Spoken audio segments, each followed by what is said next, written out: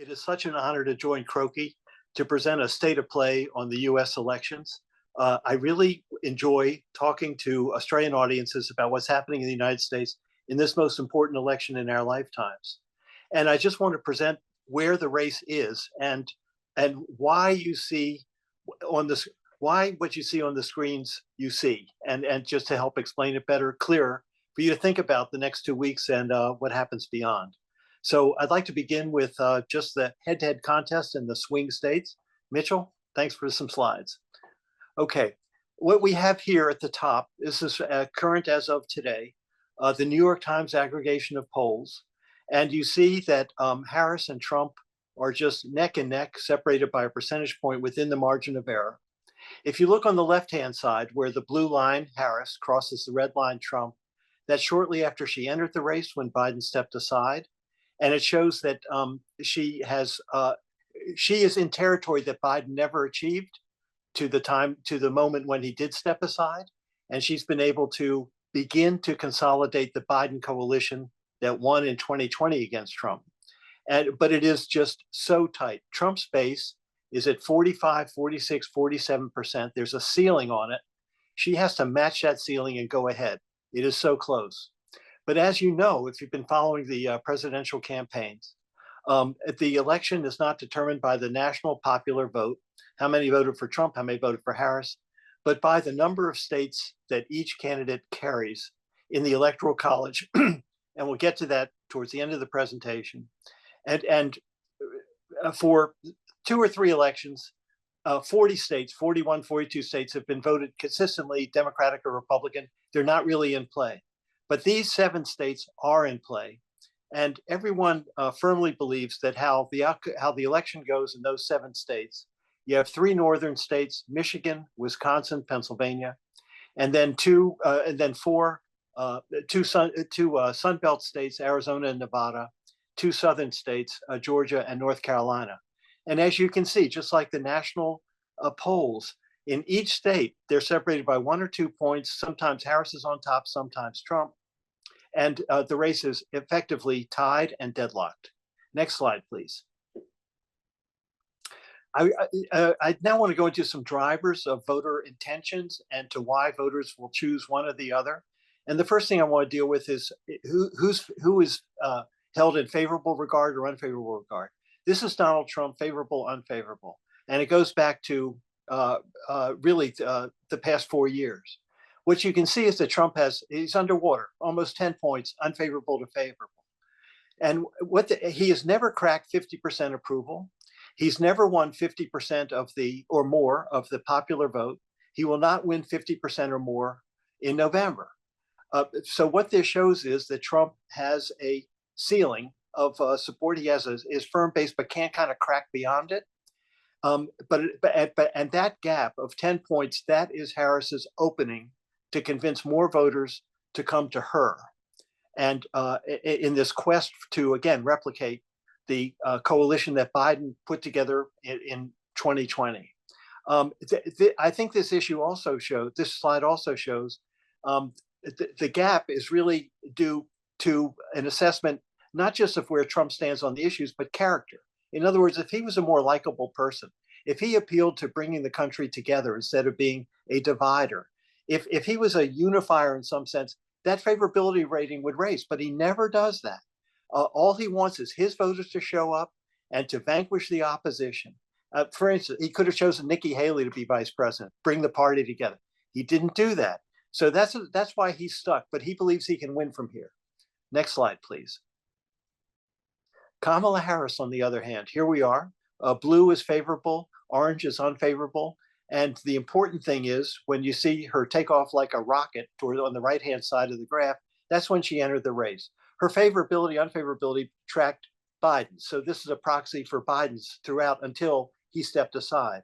So when she enters the race, boom, she had a really fantastic, everyone's saying they've never seen anything like it in terms of immediate acceptance of her as a candidate, uniting the party, being sort of carried away, the politics of joy. This is a happy occasion, and they could see, since the conclusion was that Biden could not beat Trump, and Biden certainly could not beat Trump going from everything up to Harris is entering the race. Look at that unfavorable rating. It's just so high that she could do it. And so she took off, and now she's in positive territory. And that means that people are looking at her, and it means that people could be able to trust her.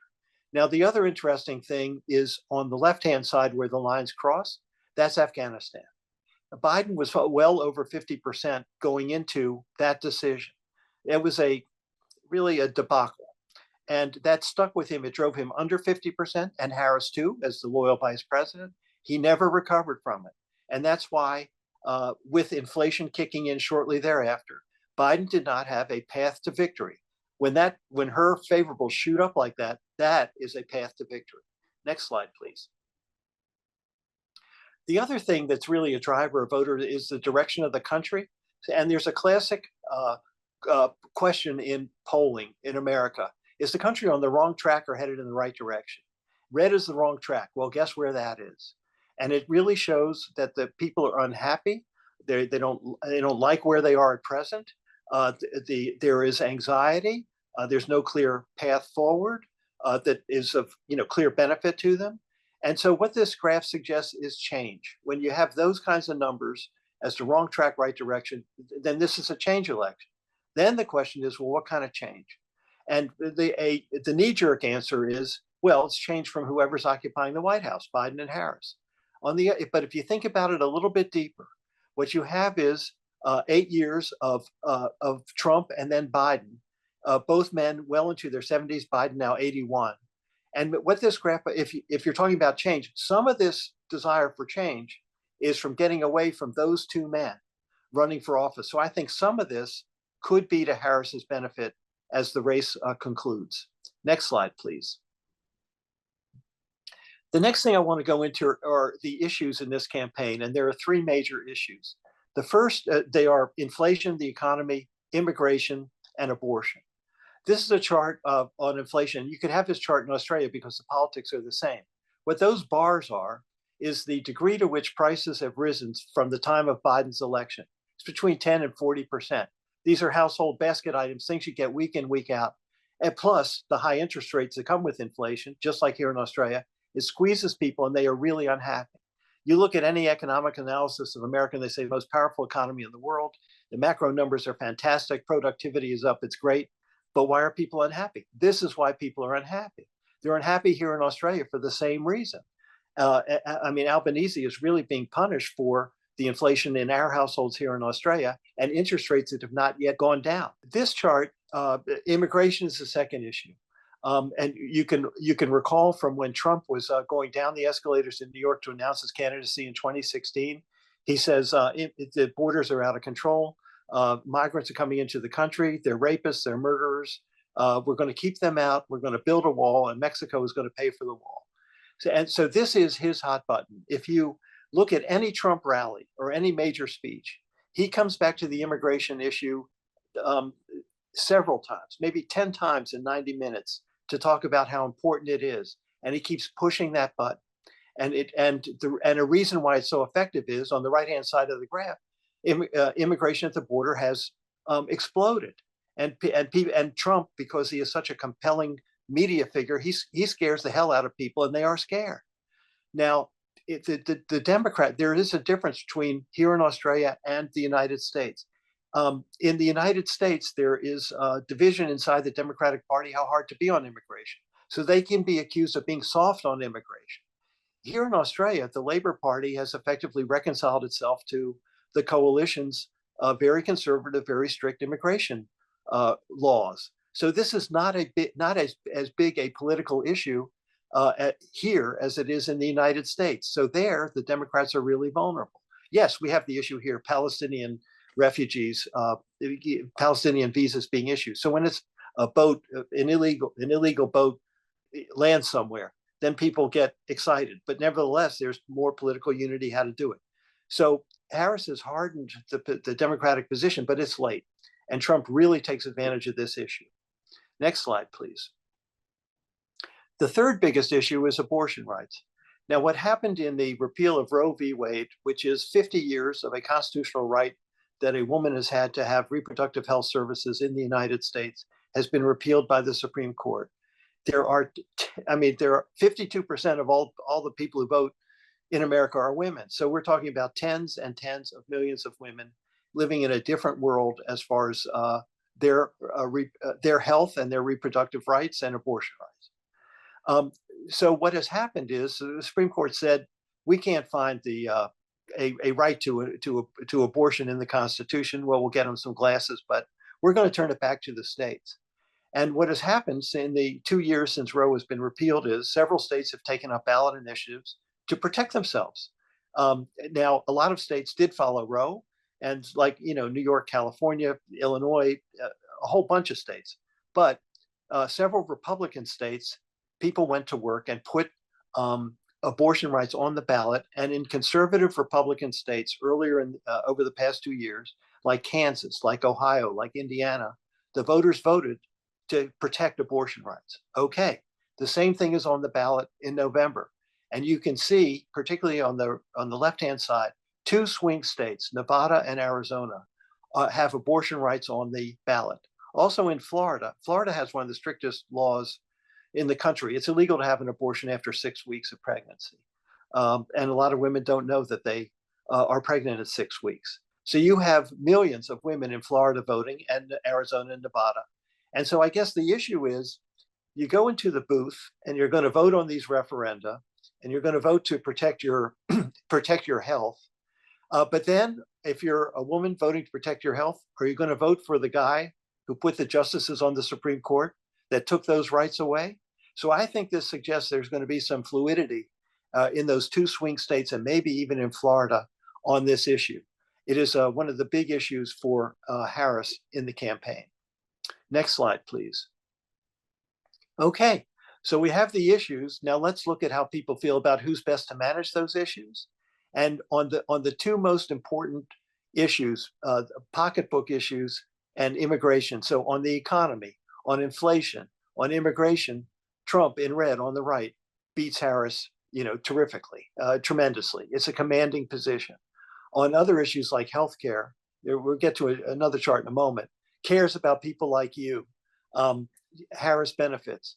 But I think it is politically significant that Trump has that position on the 2 biggest issues on voters' minds, 2 of the 3 biggest issues on voters' minds. Next slide, please. This drills down a little bit further on this. So again, controlling immigration, look at that difference, Trump over Harris, dealing with the economy, dealing with inflation. But then as you go further down and see where Harris is doing better, who represents change? Harris. Who's honest and trustworthy? That's a pretty low bar, pretty easy one to figure out. Who has the right temperament to be president? Well, there's no doubt. Who has the necessary mental and physical health to be president? So you can see where she benefits. And then this comes back to the earlier chart on Trump's unfavorability, that gap. And that the question of fitness for office is actually the 4th issue in this thing. And who was going to is democracy threatened by Trump, and do we need to protect democracy? That together is the 4th issue in this election. But this chart explains the drivers of voter intentions on these issues. Next slide, please. So what happens is all of this that I've been talking about for the past 10 minutes is distilled into the final vote for president. Now, again, we don't elect the president in the United States based on the popular vote. We elected in the Electoral College. The Electoral College is composed of all the states, and each state has a number of electoral votes, and that number is determined by the number of their members in Congress. So each state has 2 senators, you get 2. And then you have added to your number in your state are the number of members of the House of Representatives. So North Dakota at the top in red there next to Minnesota has 2 senators and 1 member of Congress, 3 electoral votes. California on the left, 2 senators, 52 members of Congress, 54 electoral votes. The total number of electoral votes, if you had a little calculator, is 538. And so a majority of 538, if you're a math genius, is 270. So if you get 270 electoral votes, you win. And each state gives, it's all or nothing in a state. It's not divided by population. You carry Missouri by 1 vote, you get all 10 electoral votes.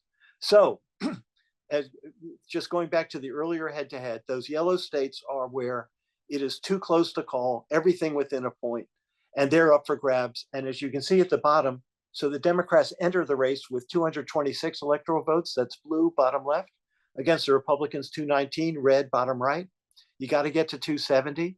So with this map, you can play electoral college math, all night, and to try and figure out who can win and who can get the electoral votes.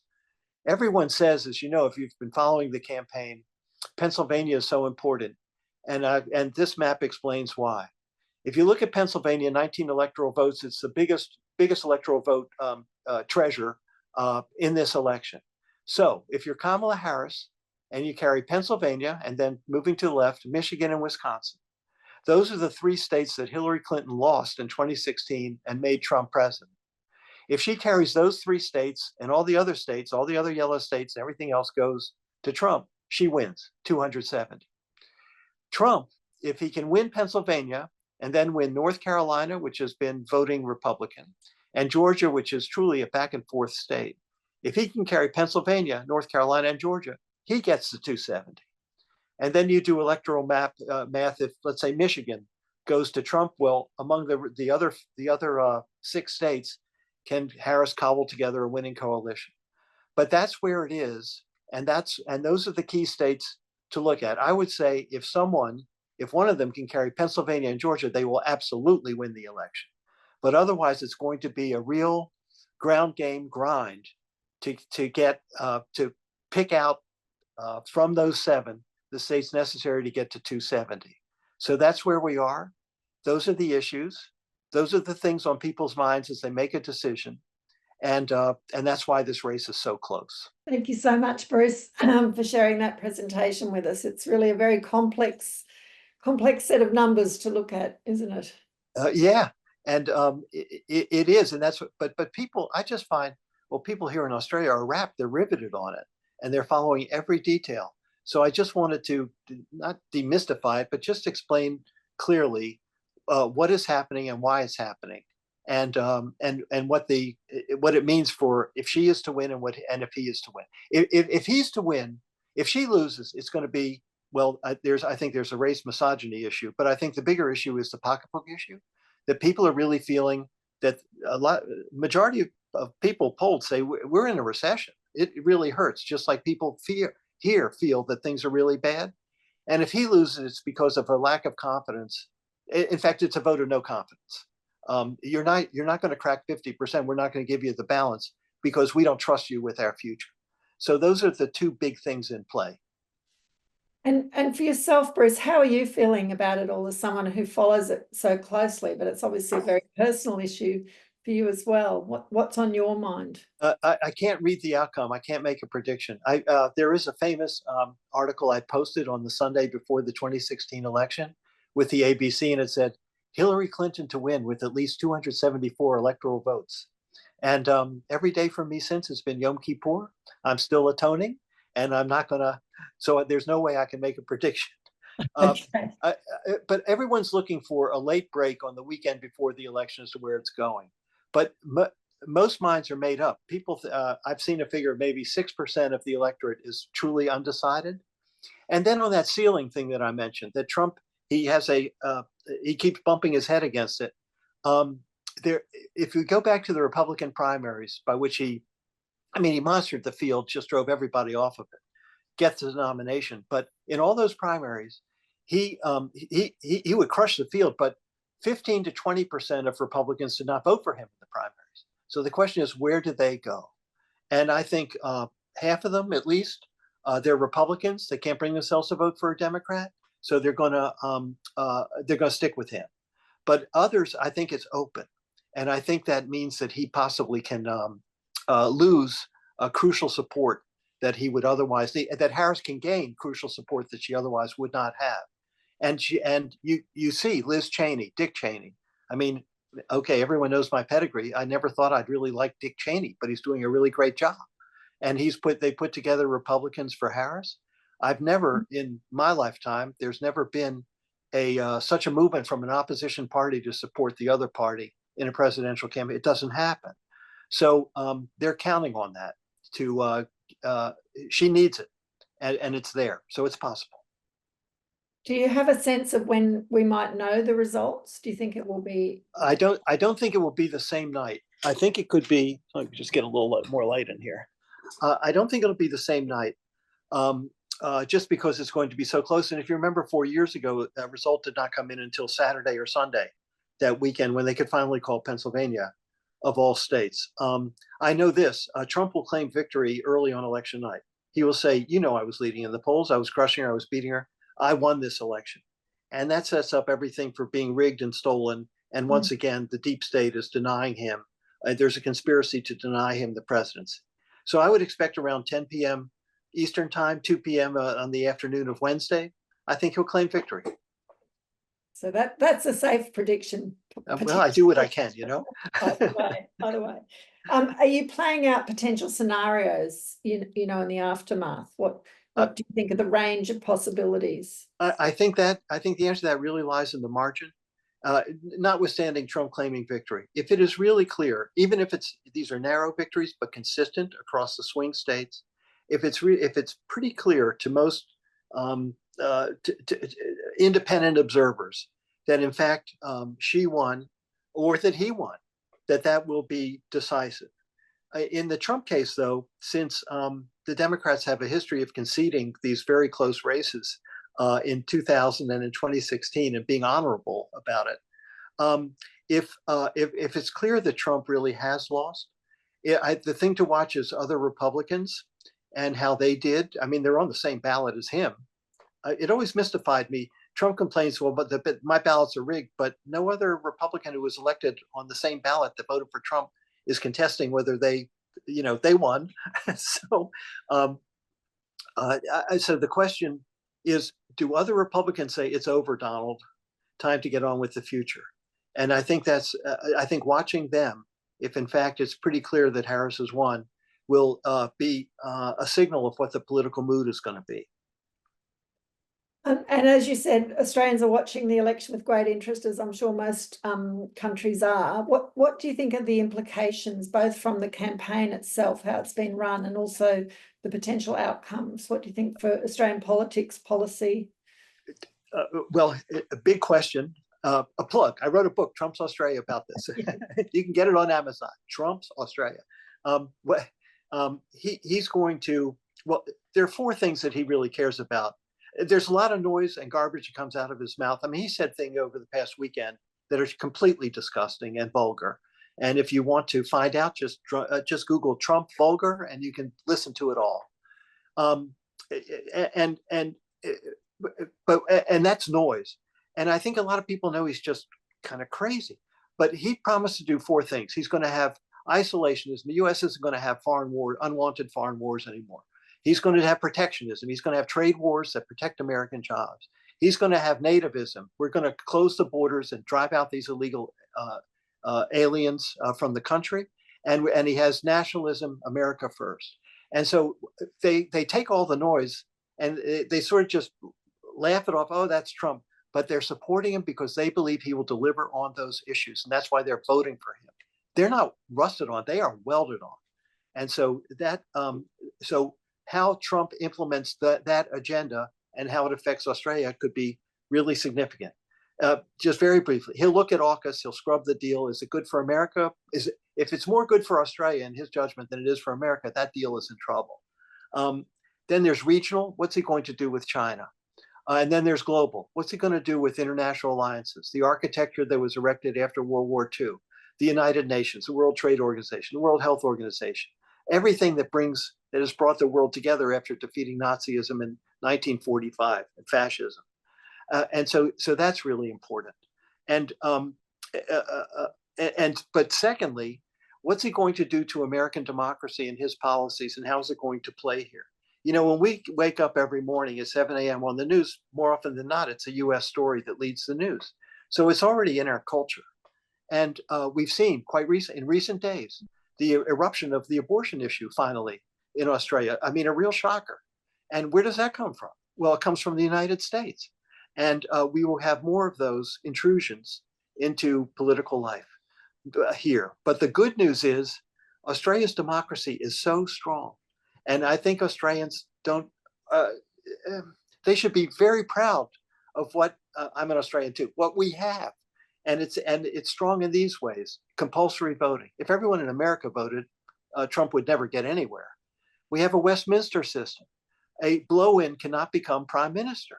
If you become prime minister, if you're the leader of the majority party in the House of Representatives.